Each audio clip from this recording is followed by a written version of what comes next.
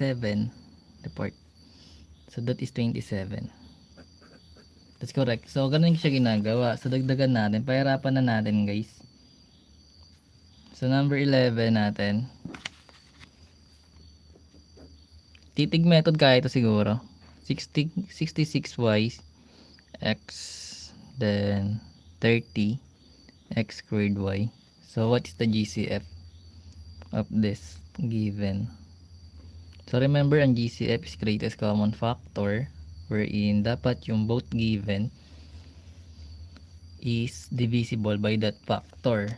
Kaya nga factor, common sila basta yun, gets yun guys. So kung meron kang 66yx then 30x squared y, ano yung magiging GCF nila? 3yx 6xy. So basically it should be 6xy. Bakit?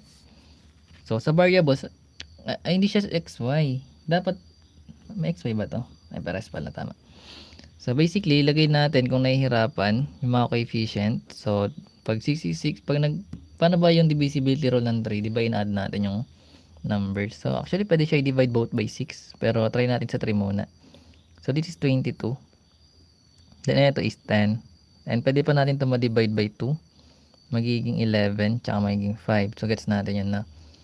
So yung GCF natin para sa coefficient, that is 3 times 2, which is 6.